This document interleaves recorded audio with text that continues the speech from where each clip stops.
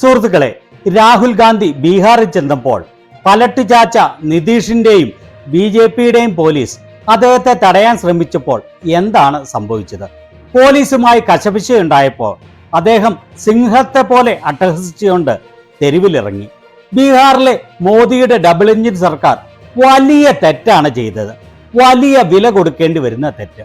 വരൂ, ഇതിന്റെ വിവരങ്ങൾ നമുക്ക് വിശദമായി അറിയാം. ഭാരത് ജോഡോ യാത്രയ്ക്ക് ശേഷം രാഹുൽ ഗാന്ധിയുടെ പുതിയൊരു രൂപമാണ് ഇന്ത്യയിലെ ജനങ്ങൾ ദർശിക്കുന്നത്.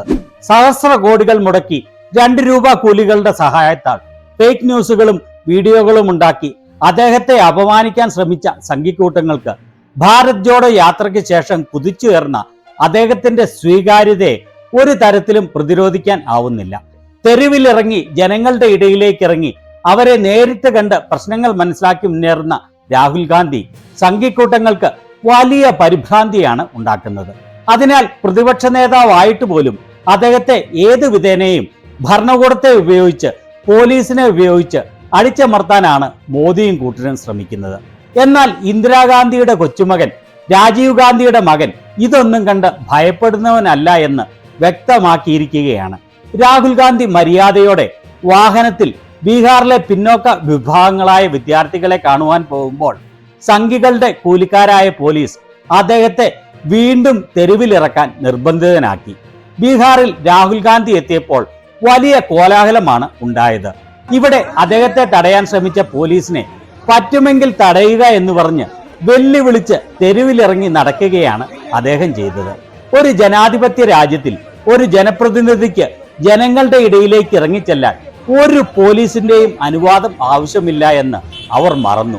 ഈ പാവം വിദ്യാർത്ഥികളുടെ കാര്യങ്ങൾ കേൾക്കാൻ ഇന്ത്യയിൽ ഒരേ ഒരു നേതാവേ ഉള്ളൂ, അത് പ്രതിപക്ഷ നേതാവ് രാഹുൽ ഗാന്ധിയാണ് എന്ന് മനസ്സിലാക്കിയാണ് പിന്നോക്ക വിഭാഗങ്ങളായ വിദ്യാർത്ഥികൾ അവരുടെ പ്രശ്നങ്ങൾ കേൾക്കാൻ അദ്ദേഹത്തെ ബീഹാറിലേക്ക് ക്ഷണിച്ചത്.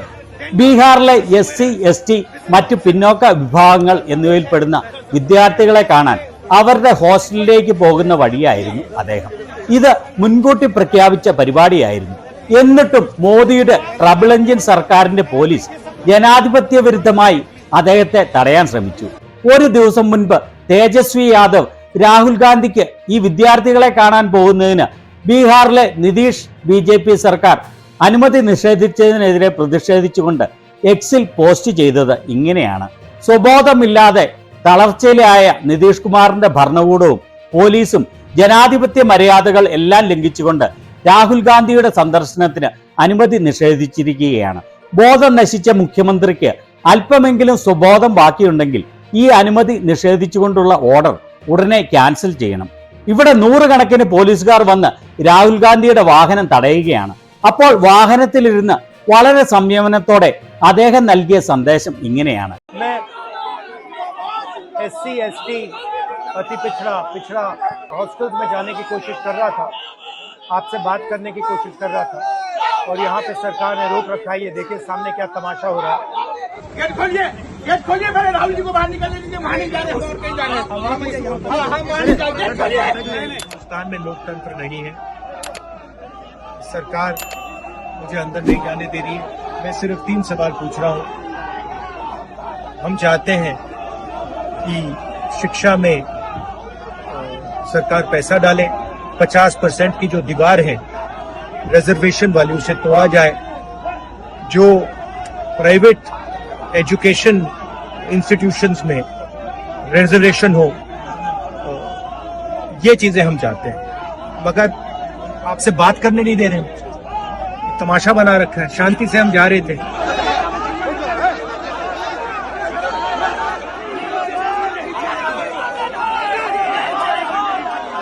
चाहते हैं कि मैं आपसे ना मिलूं, आपकी जो मांगे हैं वो ना उठाऊं, मगर रोका नहीं जा सकता. ഞാൻ SC, ST, അതീവ പിന്നോക്ക വിഭാഗം എന്നിവയിൽപ്പെട്ട വിദ്യാർത്ഥികളുടെ ഹോസ്റ്റലിൽ സന്ദർശനത്തിന് വേണ്ടി വന്നതാണ്.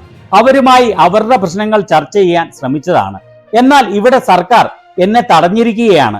എന്ത് കോമാളിത്തരമാണ് ഇവിടെ നടക്കുന്നതെന്ന് കണ്ടോ? ബീഹാറിൽ ജനാധിപത്യം ഇല്ലാതായിരിക്കുകയാണ്.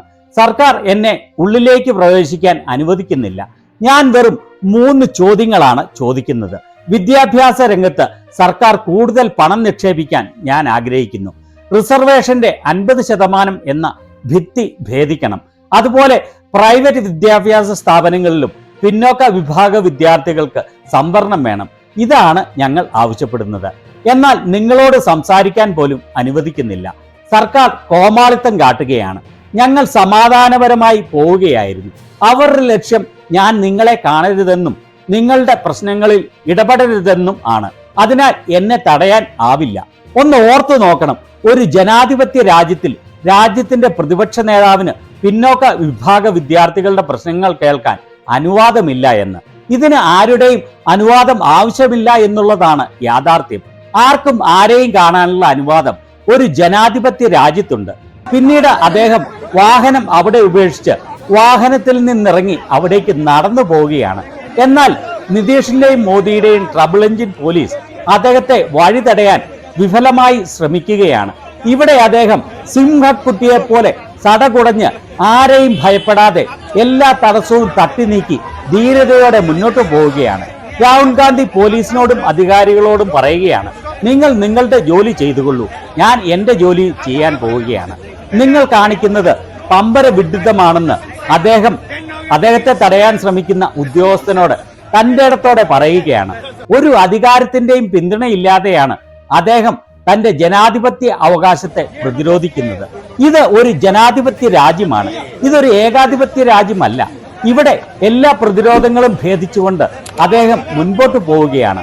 അദ്ദേഹത്തെ തടയാനുള്ള ചങ്കുറപ്പ് നിതീഷിന്റെയും മോദിയുടെയും പോലീസിന് ഇല്ല. വാട്ട് ദ ഹെൽ, ഞാനും നിങ്ങളെ വളരെയധികം ബഹുമാനിക്കുന്നുണ്ട് എന്ന് അദ്ദേഹം പോലീസ് അധികാരിയോട് പറയുകയാണ്. അദ്ദേഹത്തിന് അറിയാം, പോലീസ് ട്രബിൾ എഞ്ചിൻ സർക്കാരിന്റെ ഉത്തരവ് പാലിക്കാൻ ശ്രമിക്കുക മാത്രമാണ് ചെയ്യുന്നത് എന്ന്. പക്ഷേ ഇത് 100% ജനാധിപത്യ വിരുദ്ധമായ സ്വേച്ഛാധിപത്യപരമായ കാര്യമാണ്. ഞാൻ വാക്ക് കൊടുത്തതിനാലാണ് വന്നത് എന്നും അദ്ദേഹം വ്യക്തമാക്കുകയാണ്.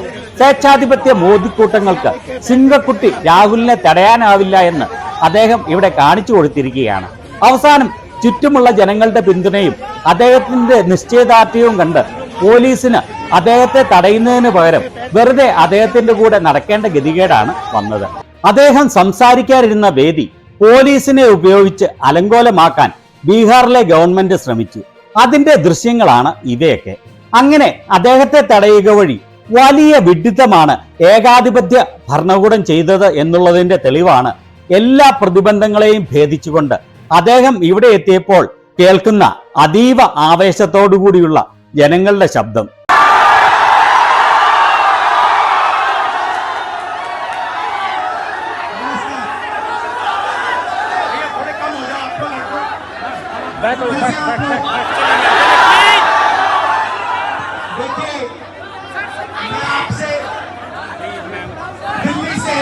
आपसे मिलने आया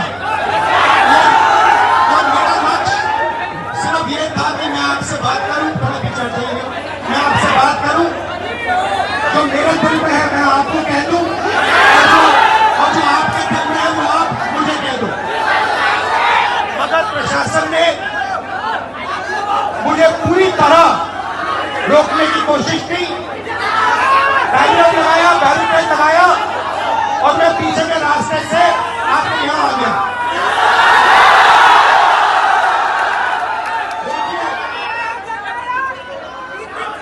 दलित, पिछड़ा वर्ग, अति पिछड़ा वर्ग, आदिवासी वर्ग, आपके खिलाफ इस देश में 24 घंटा अत्याचार होता है। ഉദ്ദേശിച്ചതിന്റെ 4 ഇരട്ടി ആളുകളാണ് അവിടെ ഇരച്ചെത്തിയത്. ഇവിടെ അദ്ദേഹം സംസാരിക്കുമ്പോൾ ഓരോ വാക്കുകൾക്കും ജനം ആവേശത്തോടെ കൈയടിക്കുകയും ശബ്ദമുയർത്തുകയും ചെയ്യുന്നത് കേൾക്കുമ്പോൾ കാര്യങ്ങൾ വളരെ വ്യക്തമാണല്ലോ. അദ്ദേഹത്തെ തടയുക വഴി വലിയ സിക്സർ അടിക്കാൻ അദ്ദേഹത്തിന് അവസരമൊരുക്കി കൊടുക്കുകയാണ് ബീഹാറിലെ ജനാധിപത്യ വിരുദ്ധമായ ഭരണകൂടം ചെയ്തത്. ഏതൊരു ഏകാധിപതിക്കും ഏതൊരു ശക്തിക്കും തന്റെ നിശ്ചയദാർഢ്യത്തെ തടയാനാവില്ല എന്ന് അദ്ദേഹം വ്യക്തമാക്കി കൊടുത്തിരിക്കുകയാണ്. ഈ വീഡിയോയിൽ ഇത്രമാത്രം. ചാനൽ സബ്സ്ക്രൈബ് ചെയ്യാത്തവർ സബ്സ്ക്രൈബ് ചെയ്യാൻ മറക്കല്ലേ.